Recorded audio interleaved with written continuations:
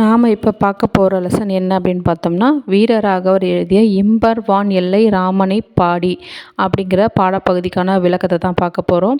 So இந்த பாடப்பகுதியில் வந்து என்ன கொடுத்துருக்காங்க அப்படின்னா, வறுமையில் ஒரு புலவர் இருக்கார். அவரோட மனைவி வந்து என்ன பண்ணுறாங்கன்னா, உங்களோட திறமையை காமிச்சு இந்த நாட்டில் ராமனுக்கு இணையாக ஆட்சி செஞ்சுக்கிட்டு இருக்க அரசரை தேடி போய் பாடி புகழ்ந்து நீங்கள் என்ன பண்ணுங்கள், பரிசு வாங்கிட்டு வாங்க அப்படின்னு சொல்லி அனுப்புகிறாங்க. அப்போ வந்து அவர் என்ன பண்ணுறாரு, அந்த பாடலை பாடுறதுக்காக அரசரை தேடி போகிறாரு. மன்னரை புகழ்ந்து பாடுறாரு.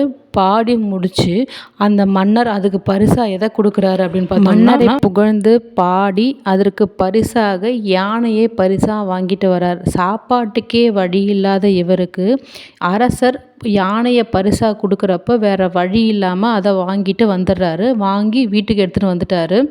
இப்போது அதை மனைவி கிட்ட எப்படி சொல்கிறதுன்னு தெரியாமல் முடிச்சுக்கிட்டு இருக்காரு. ஏன் அப்படின்னா, அடுத்த வேளை சாப்பாட்டுக்கே வழி இல்லை, மன்னரை புகழ்ந்து பாடி பொண்ணோ பொருளோ வாங்கிட்டு வாங்க, அடுத்த வேளை சாப்பாட்டுக்கு தேவைன்னு சொல்லும்போது இவர் வந்து என்ன பண்ணுறாரு, ஒரு ஜான் வயிற்றுக்கே சாப்பாட்டுக்கு வழி இல்லைன்றப்போ உடல் முழுக்கும் வயிறாக இருக்கக்கூடிய அந்த யானையை எப்படி சாப்பாடு போகிறதுன்னு தெரியாமல் என்ன பண்ணுறாரு, வீட்டு வாசலில் அந்த யானையை கட்டி போட்டு மனைவி கிட்ட சொல்ல முடிவு பண்ணுறாரு. மனைவி கிட்ட சொல்ல ஆரம்பிக்கும்போது, நான் யானையை பரிசாக வாங்கிட்டு வந்திருக்கேன் அப்படிங்கிறத நேரடியாக சொல்லாமல் யானையோட வேறு பெயர்களான கலபம், வேழம், மாதங்கம், கம்பமா, கைமா அப்படிங்கிற பேரில் யானையை வந்து சொல்கிறாரு.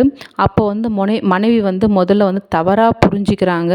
தவறாக புரிஞ்சதுக்கப்புறம் கடைசியாக வந்து என்ன பண்ணுறாங்க, கைமா கொண்டு வந்திருக்கேன் அப்படின்னு சொல்லும்போது தான் அவங்க யானையோட இன்னொரு பெயரான கைமா அப்படி மனைவியானவங்க இப்போ வந்து கரெக்டாக புரிஞ்சுக்கிறாங்க. அதாவது கைமா அப்படின்னா யானையின் இன்னொரு பெயர் அப்படிங்கிறத இப்போ சரியாக புரிஞ்சுக்கிற நிலையில் இப்போ வந்து அவங்க வந்து கேள்வி கேட்குறாங்க.